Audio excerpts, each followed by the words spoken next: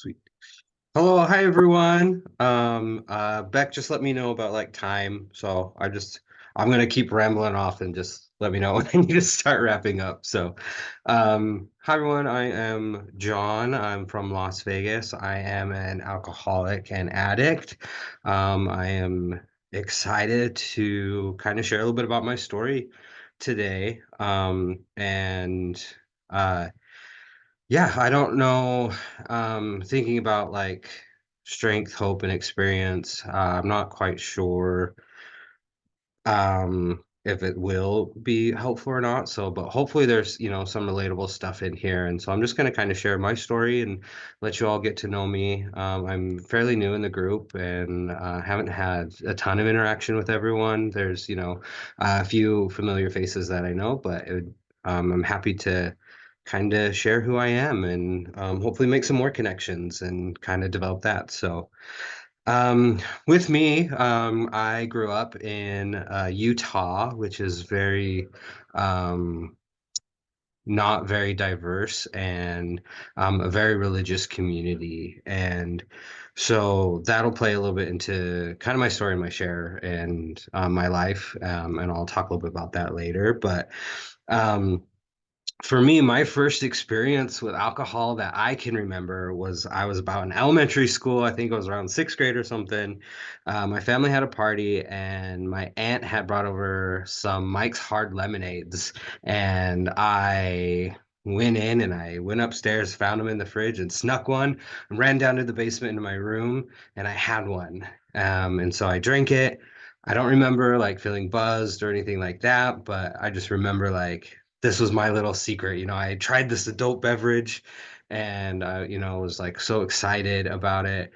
And then I was like, oh no, what am I going to do? I have to get rid of the evidence. So I snuck back upstairs and hid it in the trash and sweated it out the next few days to see if anyone noticed, and like no one noticed. And I was like, oh, cool, I got away with it. And so that was kind of my first experience ever dealing with alcohol. And I didn't really have much more like drinking and around that age, but it was always prevalent and around in my life. My family would have parties, they'd bring out the Coronas and the Bud Lights and all of that stuff. And so it was just there, and I was always the one that would be like, hey, grab me a beer. So I'd be running to the cooler, my little young self running, grabbing it, feeling all happy to help, get you your drink, not knowing what I'm doing. Um, and then like junior high hit, and that's when I started kind of being that little bit of rebellion kid. I was always good in school, but I did have a little bit of a rebellious side. And so it was about on and off with alcohol, just kind of typical stuff where um, it would be like we were at friend's house and they'd break into their parents' liquor cabinet to try and drink whatever. I remember a friend would sneak some like rum and Pepsi in their locker, and we'd all crowd around taking sips of that and just feeling all cool and excited. And this is our little secret and stuff. And I remember like cutting my parents' vodka with water to try and hide it. So, we take our sips and then add water, all of that stuff. So we did all that in middle school. And the whole time I just, you know, it was my little secret, and I loved it. And that was like my thing, and it kind of fueled me in a sense. And I didn't realize later on that becomes like a big part of my life and with it. But I just love the feeling more so than like the actual drinking. It was having that secret and feeling cool with it. So, and then, I had a friend who was like, hey, let's try some weed. And I was like, sure, we did it.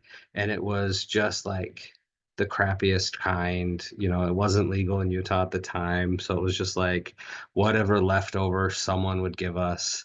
So we did that, and we'd run around again, sneaking around, finding places. We'd go down to this little creek and be smoking out of a pipe that was out of a pen in tinfoil or out of a Coke can, all of that stuff, just to try to get that hit or that feel there. And, that's when, other friends would come in and older people would come by and then they would share like harder stuff like ecstasy and tried speed and all just all this crazy bit. And then a big turning point in my life happened, and that's when my parents separated, and this was about ninth grade.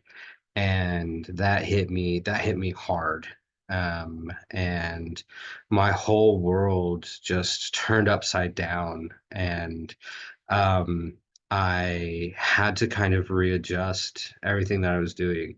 There was no longer time to have the sneaking around to do all of that. Um, my our house eventually went under foreclosure, and that's when my parents' addictions became really, really strong for them. They lost it and gave into their addiction, and I didn't know that at the time. But I do remember, like, seeing my mom just, like, so drunk and being, like, in and out of it, and, um, where she used to be, like, a very clean person and would make us do chores and all that stuff, the housework didn't matter anymore. And so it was me, my mom, and my younger brother, and I remember being like, "Okay, I'm gonna have to clean the house, or I'm going to have to make dinner tonight, or we're not getting it." And so I started to grow up and found myself without the time to, have the many friends and sneak around and all that stuff. And so that it started kind of fading away. And then in high school, in order to run from my parents' problems, I joined as many performance and theatrical clubs as I could. So I got into acting and band and choir, and I volunteered at haunted houses. So then I would wake up, go straight to school, by at 6:30 to do jazz band, do a full day of school, do like Shakespeare rehearsal, then productions rehearsal, and then I was running off to do haunted house volunteering, and then come home at like 1 in the morning, quickly do my homework, go to bed, and do it again. Like, I did not want to be home. I did not want to be around it. And I remember like writing this huge heartfelt letter to my mom going, like, "I love you, like, I don't like this about what's going on, and, like, I wanna get you help, and let's change this, I'm here for you." And, like, I put my heart and soul in it, and then a few days later, I found it ripped up in the trash, and that just it, like, broke my heart, because it was like, I thought for sure that would have done it that with it. And so this was kind of like my experience with dealing with someone with addiction on the other side, and I had no idea, that lifestyle and how it was affecting her, and all of that side. And then as I got a little bit older, started getting into college, the addiction still ran rampant with my parents. My dad lost his job due to getting a DUI, and my mom was in and out of hospitals, rehab, all of that stuff. And it just made me really lose touch with them, and I became really resentful of them, and just kind of almost hated them for it, and was started distancing myself. And that's when I really lost like a relationship with my family, and I went to college and kind of became independent, and moved on. And being at college in Utah, I found a lot of religious friends in the Mormon religion, and I wanted community. I wanted to be somewhere where I belonged. And um, I was at this point in Utah where I came from a broken home. I'm a person of color, and at the time I wasn't out, so I'm queer, and all these things that are not normal, not acceptable, not the thing to have in Utah in a religious state, because it's all about the family. It's all about preserving the idea of what the family should be. And I wasn't that. And so I just always felt out of place. And that was rough. So then in college, I really so desperately wanted to belong, and so I started looking into the church, and I found that more that I got into the church, more that I attended on Sundays, the more that people liked me, the more that I played by their rules, the better of a person I was. And so I was like, here I have all of these great friends, and I'm doing what God wants me to do. And as long as I shove everything down, everything is my person, and don't do anything of who I am, be someone completely different, I'll be great, you know? And I ended up serving a mission for 2 years, and that was on my 21st birthday. So, wasn't out partying, drinking, anything like that. I was, on my knees praying to the Lord and proselyting and trying to convert people to be religious and all that stuff. Then I came home and there was a lot of pressure in the church and area to, get married quickly and stuff. So that was my focus for a while and looking for a partner. And I found one. We got married in a temple in the Mormon church. And then I graduated from school and we went out to Nebraska for grad school. There, that was about 2 years into our marriage. And I came out to my spouse, and it was a really hard conversation, and I was like so nervous and scared about like what was going to happen. And then after I did that, she came out to me, and we were like, what? What? It was crazy. So we found that we were both queer, and really lucky in that aspect to really be open with one another. We left the church, and then started kind of falling away. So that's when we started becoming more open and more laxed. And then one day I found myself at a grocery store in the spirits aisle, and they had these mini little liquor bottles that you could buy for $1. And I was like, oh, I'm curious, so I bought a little thing of Fireball, and, I took a shot of it, and I was like, ooh, I like this. This is good. Then I found myself the next week in the spirit aisle buying another one and then buying more. And then I started buying bigger bottles, and I would start pouring Fireball into a water bottle and masked it with orange juice to try to make it not smell like alcohol. So I'd walk around with this water bottle full of orange juice and Fireball and would just drink that. And um, then grad school finished, and I moved back to Utah for a job that we had. And um, that's when we had a lifestyle change. So basically, in Utah, when you have such a religious structure, when you come back and you're no longer part of the church, you essentially have to come out to your friends and family as a drinker, as someone who partakes in alcohol.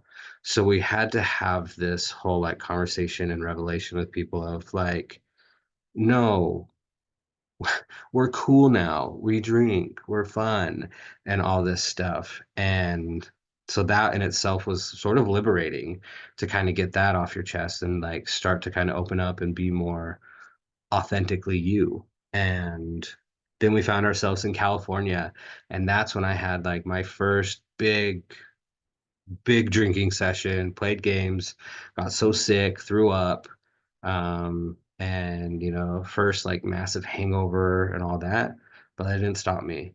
Then I started finding myself going, I like this. This is fun. I like the social aspect of it. I can be free. I can do this. So then every party, every chance we had, we were drinking, and I was like, are we gonna have alcohol? What alcohol do we need to bring?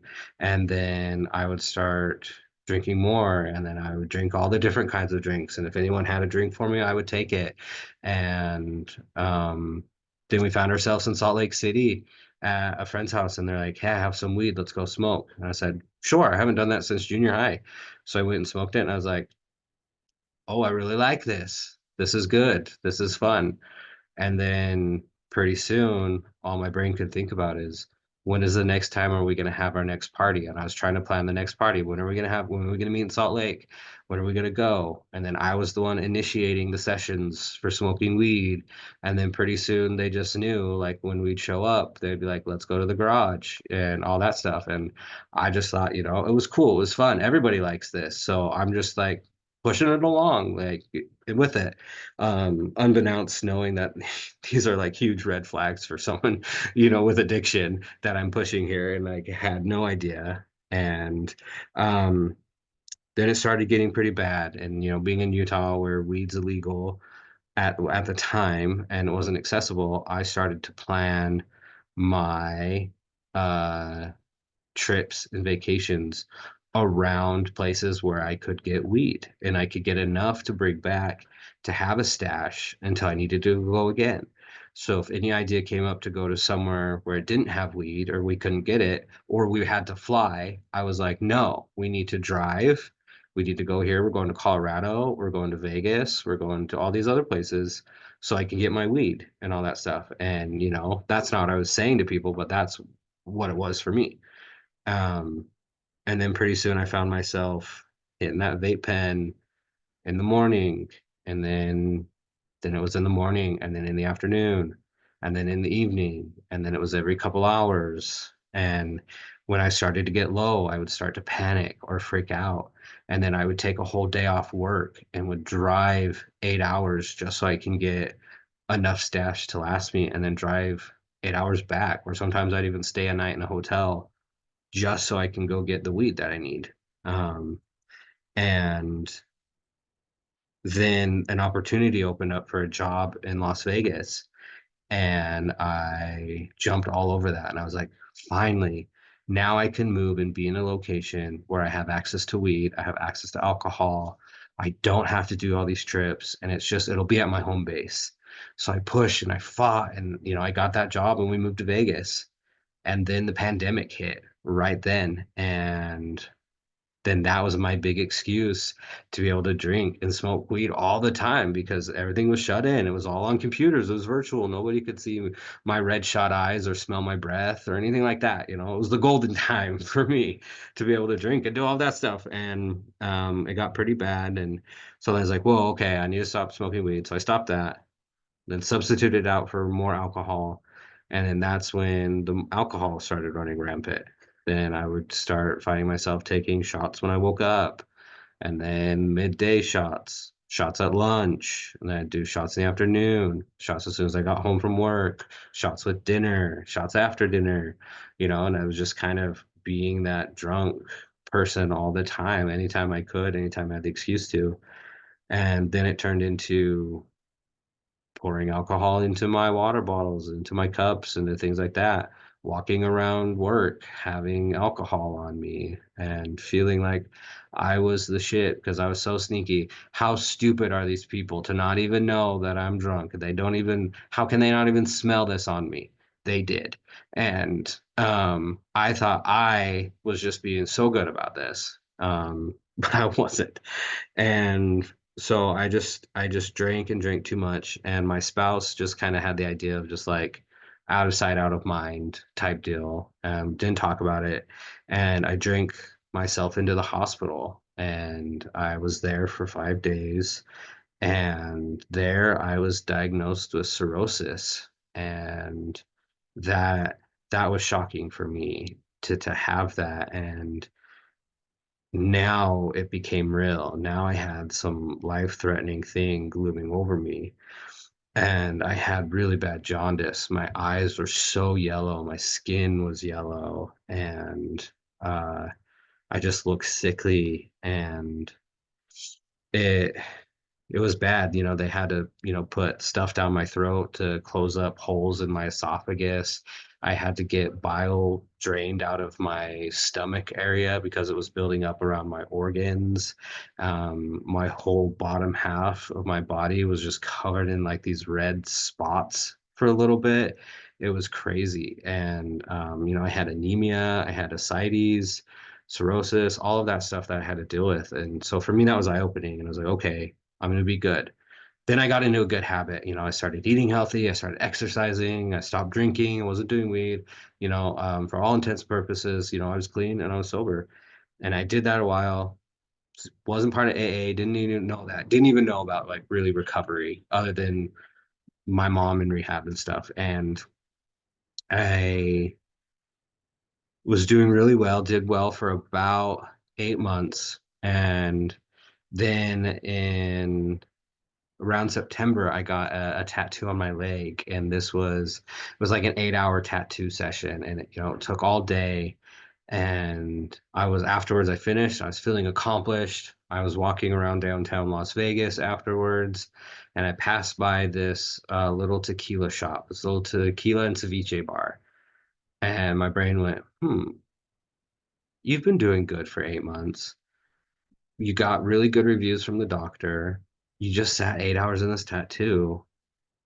Let's just go inside. And I sat down and then I looked and I'm like, okay, shoot, it's happy hour. One shot can't hurt, right? I'm doing well. Nothing's gonna happen. Take the shot.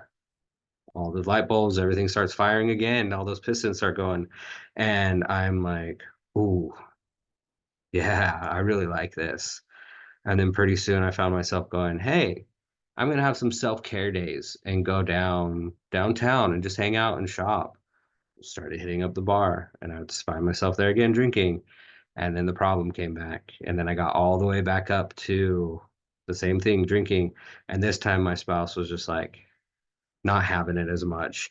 So then I had to get more sneaky and more clever. And so I would wait and I would hide behind them and sneak out and watch them go to the car and drive away and wait till they left down the driveway, out down the street.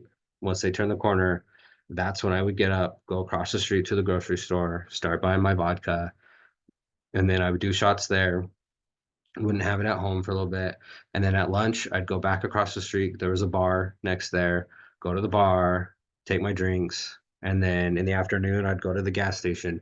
So, I was like, oh, I'll time it out, go to different areas so I'm not as recognized. And then I started doing it over and over and over. And then so by the time I ended up at like 6:30 in the morning, I was over at this bar. As soon as my spouse left, I go to the bar and I had this whole story of like, oh yeah, I'm just getting off work because I work nights and all this stuff, and had this whole thing with the bartender, and then like we became friends, and I'd show up and they'd be like, oh, here's your double tequila shot, and I'm like, great, awesome, I don't even have to say anything. Same thing with the gas station and the grocery store. They knew who I was. They had my order ready to go, and I was like, wow. I found this whole community. These are my people. This is a cool group. I can go and drink and they have everything ready for me. And they weren't. That was just so backwards thinking, coming back from it. And then same thing again. I started drinking myself sick and um I lied enough with my spouse to where they finally trusted me to go to a movie with some friends without them. And I went, and the first thing I do is I go to the liquor store, grab some alcohol, and then I'm like, okay, I'll grab some extra so I'll have on hand for the next few days. So I take a few shots before I go in the movie, go to the bathroom during the movie, take some more shots, and then I drive home and I have the extra stash. And I was like, okay, this is for the next few days. And I'm like, but where am I going to store it? What am I going to do with it? I don't know. Might as well just drink it. So I drink the stash, then I black out and I don't remember what happened. And then I wake up the next day in my bed and um I like turn around to see my spouse or like kind of, see what was going on, and they were gone.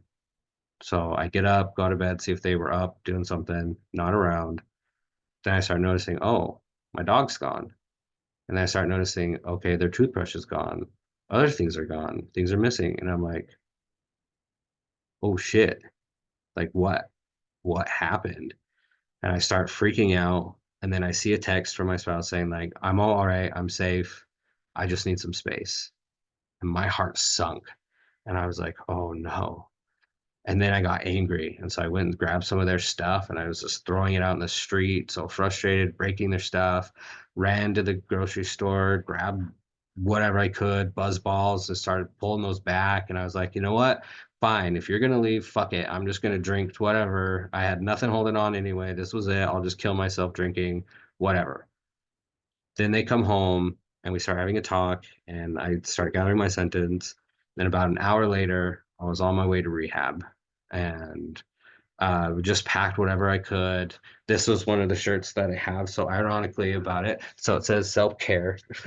So I had that. So it was a hit in rehab, which was nice. But my self-care looks very different now than it did back then. And um, so that's kind of what happened there. And in rehab, I found AA, went to my first AA meeting. And I was a mess. I could barely get out any words. I was just sobbing and crying and didn't know what to do, still medicated, still detoxing, and went through that. And then I started learning everything about 90 and 90 and whatnot. And then got out of rehab, continued in AA for a while, found some meetings here, found some online. And then I kind of stumbled upon this meeting one night and it was really cool. It was fun. So I started attending this one. And so I started finding other meetings that kind of fit within my schedule and places and, found a really good, fun virtual community. And that's kind of what's been happening for the last few months. And I was able to get clean, get sober, got a sponsor, and my life is just like 180 change. Like my relationship with my spouse is better, my work relationship's better, I'm reliable at work, like people see me, I get compliments for what I'm doing. My boss has said I've done a 180 turn, and it's just been like crazy how like things have been better. And I've able to finally get to the root of a lot of the problems of being that person of color, dealing with queerness, dealing with all that stuff. So it's been really cool and it's been great. And actually, I could say I just passed my 8th month mark 6 days ago. So that's where I am, and that's kind of what I'm at. That's what I'm doing and pushing forward. So that's kind of my story in 20, 20, 30 minutes with there. So thank you for letting me share.